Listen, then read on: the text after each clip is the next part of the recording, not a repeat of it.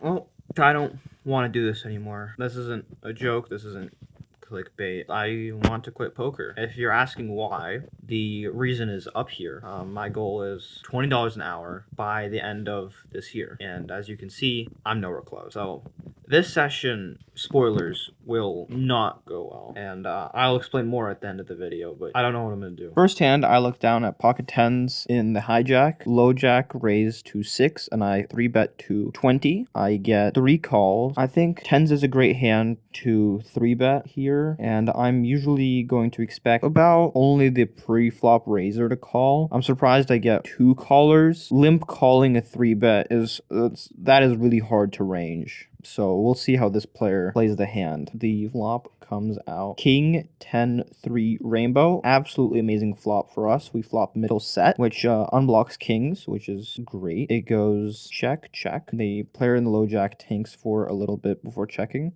Not sure how to read that, but I decide to go for a very standard c-bet after a pre-flop 3-bet of around $30. Maybe it's a bit expensive. I didn't think so compared to the size of the pot since 2 players called. The low jack tanks for a little bit before deciding to fold. I am not sure what he's thinking about. I do unblock kings, and if he has any Broadway hand like ace, queen, ace, jack, he has a gut shot. So there's a lot of hands that want to continue here, at least for one more street. But yeah, he ultimately decides to fold, and I scoop this spot. Next hand, I'm on the button and look down at king jack suited. This is another hand that I like to 3-bet since it's pretty strong and you can hit some flushes, and it's, I don't know, some people would say it's a bit light, but I think king jack suited is strong enough to warrant a 3-bet and try to play for stacks here. Also, when you 3-bet, you can represent a lot of different strong hands, so 3-betting in general just makes the game very easy, but I think the opponents made it too easy here by all folding. I still get some money, so I'm not going to complain at all.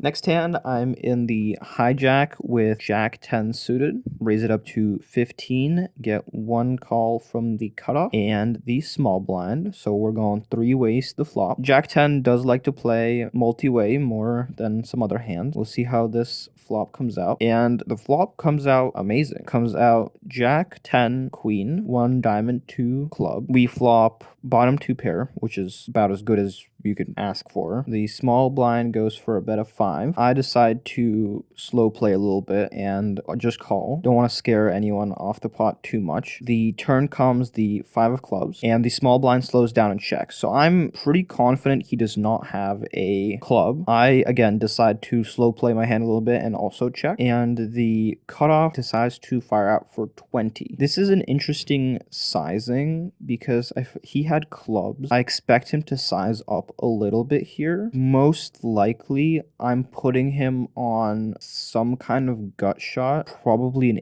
ace. Like, I think an ace plays a lot like this, or maybe like an 8 or some middling cards that want to bet here because they sense weakness. I have 2 pairs, so I'm obviously not folding at all. And the river comes off the 9 of clubs. This is not a great river, but as I've already said, I doubt he has any clubs. I still decide to check just to, see what he does, and he decides to go for a bit of 40. That kind of confirms that he doesn't have any clubs, because if he had a flush here, I think he sizes up. I've just check called 2 streets. I think a bet of 40 is really small for someone who thinks they have the best hand here. So I'm not even sure what he's representing at this point. So I make the pretty easy call, and he shows a turned 5, which is absolutely no good here. And I scoop another big pot.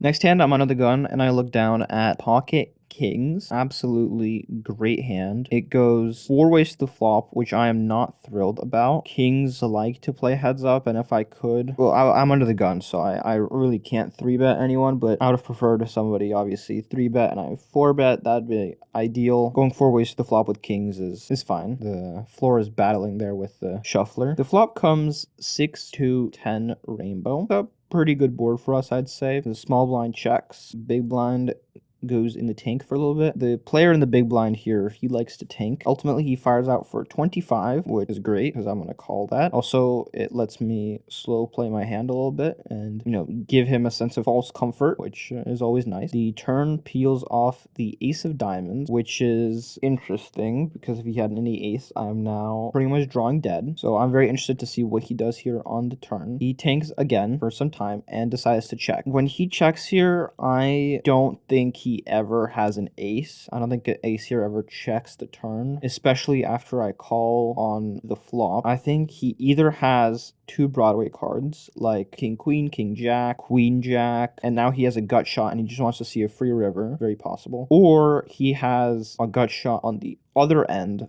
of the line here, I suppose, like a 3-4 looking for a 5 or a 5-4 looking for a 3 or something like that. And when the river peels off the 3, I get a little bit worried since, as I already said, he could very easily have, well, not very easily, but he could have 4-5 here on the, 4-5 would make sense here, this line, and he goes all in for 134, which is an overbet. I think my suspicion is absolutely correct here.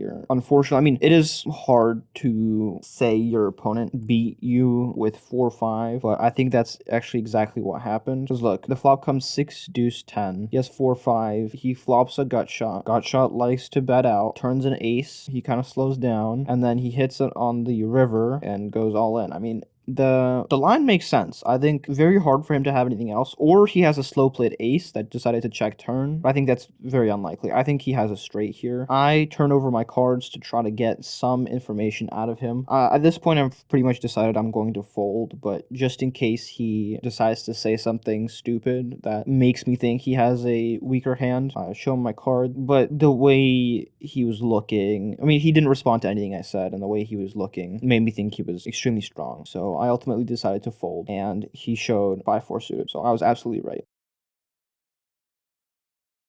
Next hand, I'm on the cutoff, and I look down at the same exact pocket kings. Absolutely amazing. The hijack decides to raise it up to 10. I 3-bet to 30. I am praying that he makes us call, and we can actually see a flop heads up with kings. He does. I'm absolutely ecstatic about it. The same guy from last hand, so we'll see if pocket kings can beat him this time. The flop comes Jack 9-7 rainbow. Once again, he tanks for a little bit. It's his signature move, and decides to check. I think a check here is very standard, and I think he should be checking range, so I don't want to read into it too much. I decide to fire out a c-bet for 30. Again, he takes his time to consider his options. I think if he called a 3-bet, there's a lot of hands that he should be continuing here with. Like a lot of overcards want to continue here. Maybe 10x wants to continue since it's a gut shot. So I think a lot of cards do want to see a turn and maybe even a river. Not sure what he's thinking about, but he takes his sweet time and decides to call. The turn comes the ace of diamonds. Again, this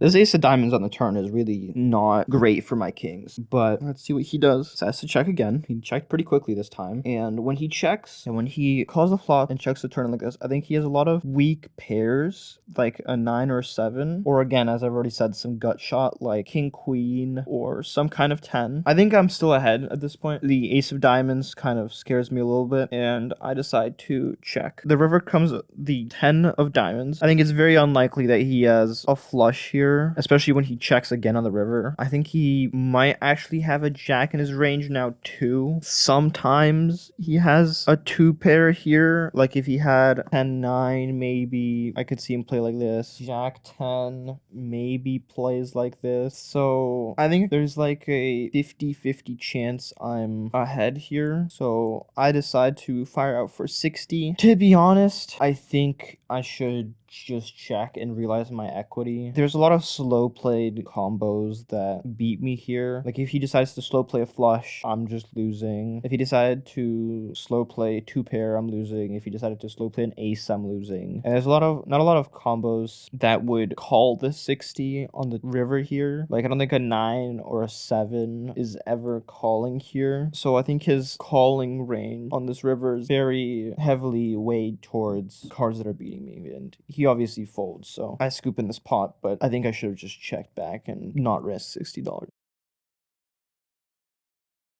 Next hand, I'm on the big blind with pocket sixes. Under the gun straddled to $5, and it folded around to me, and I decided to make the call. The board comes out 3, queen, queen, rainbow. I can see a reason to donk here, since 6-6 probably beats a lot of his just checking range, donk checking range pre-flop, but I decided to check to disguise my hand strength and kind of for protection. He checks back, which confirms that he doesn't have anything. Maybe he has some suited broadways that, connect with his board somehow, like not a heart, like a club, diamond, or a spade. The turn comes out the jack of hearts. I check once again. He bets out for 10, which is pot, but the pot is very small, so I don't think you should take that into account. I think when he bets turn here, there are two options. He either slow played a queen on the flop, or he has absolutely nothing here. Those are kind of the two options. Everything else chooses I think a smaller sizing, like 5. I make the call, since I don't believe he would slow play a queen. And the river comes the 9 of diamonds. I think about it for a little bit and check. And he decides to fire out for 35. At this point,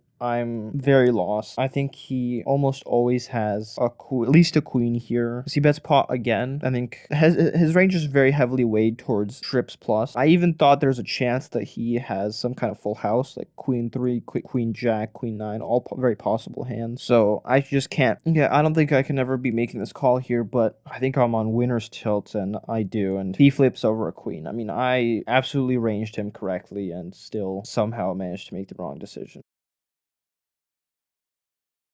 Next hand, I look down at queen jack offsuit under the gun. I raise to 15, get 4 callers from the button, the small blind, and the big blind. Some might say this is a bit wide under the gun. I sometimes like to mix offsuit Broadway cards into my early position range. The flop comes very good for us. We have the queen, 7, and 8 rainbow. We flop top pair. This is amazing. The small blind and big blind go check, check. I decide to disguise my hand strength a little bit and check as well. I think I should be c-betting here into 4 people. I don't think there's a reason to be checking here. This board is pretty dynamic. Someone with 9-10 has an open-ended straight draw. I think ace-queen can check here for protection since somebody bets. I think ace-queen very often is the best hand. Queen-jack, sometimes not the best hand. There isn't a big reason I should be checking here. The button decides to bet out for 30. The small blind goes in the tank. It means he definitely has something. Probably a draw and decides to make the call. I can never fold here. I stick in the call as well. And we're going 3 ways to the turn, which comes another 7, the 7 of diamonds. Small blind checks once again. At this point, I have to bet, and this is probably a mistake, but I decided to go for a pretty big sizing. The reason I don't like this sizing is I don't actually know what range I'm targeting. I go 90. Yeah, I'm not really sure what I'm targeting. I think the only cards that call me are pretty much like a 7 here, and I don't think anyone has like a worse queen than me, so I'm not. This is a very poor sizing. I mean, both the button and small blind fold, so I take down the pot, which is nice. Next hand, I'm in the small blind and look down at king 9 suited. I decide to raise it up to 15. The big blind calls, and under the gun, who limped folds. We're headed heads up to the flop, which comes pretty great for us. It comes queen 4, 7, 2 diamonds, 1 heart. So we have the king high flush draw, which is pretty good. I think my range should be much stronger than the big blind, since he's priced in to call very often here, but I check for protection. He bets out 10. Again, he's been choosing weird bet sizings all night. I think 10 is a bit on the weaker side. I think he either has like a middle pair, like a 7 here, or absolutely nothing. And I really, with a king high flush draw, should be raising here to 30. Yeah, basically raising it to pot and trying to play for stacks here. But I decide to call. The turn is the deuce of hearts, which I say is a brick. It goes check, check, which confirms my suspicion that he either has like a middling pair, like a 7, or again, absolutely nothing. But I'm pretty comfortable I have the best hand, especially when the river rolls out the 6 of diamonds and we hit our flush. I think there is an argument to check this river and try to induce him to bet. I think when I make a bet here, I kind of play my cards very face up, and any card he's gonna call me here with, he would have tried to bluff on the, maybe not bluff, I mean, if he has a 7, he could try to value bet here on the river, and I could try to, depending on the sizing, either call or raise him. Yeah, but when I bet on the river here, I think it's very heads up, and he pretty obviously thinks I have a flush, so he folds. And I scoop in another nice pot. This hand, I'm on the small blind with Queen 10 offsuit, the button raised to 7, and I decide to do a little cheeky 3-bet to 15. It folds around to the button, who obviously decides to stick in the call. These past 2 hands, I played a bit wide. You know, I try to mix in some middle strength hands just to not be perceived as an absolute nit. You know, sometimes it's more interesting to play, you know, hands like Queen 10 offsuit, which shouldn't really be 3-betting ever. The flop comes out Queen Deuce Deuce, 2 diamonds, 1 heart. I think I should be c-betting range, since my range is, after a 3-bet, is way stronger than his, and very often he just folds here, but I check and he checks back. I think when he checks back the flop, he either has like an ace or a pocket pair like jacks and lower, which is scared of the king. Like say I 3-bet with ace king and now I'm still playing top pair. I think he would, you know, get scared and check. At this point, the turn rolls out the 10 of hearts. I think after the flop goes check, check, I really should be betting the turn here since I have a 10, but I decide to check, and when he checks the turn, I think he definitely has an ace high or, you know, pocket pair, but at this point, I think he definitely has a pocket pair lower than 10s, because I feel like, you know, obviously 10s have a set now, so they would bet pocket jacks after my turn check, stop thinking I have ace king, but, you know, say like pocket 7,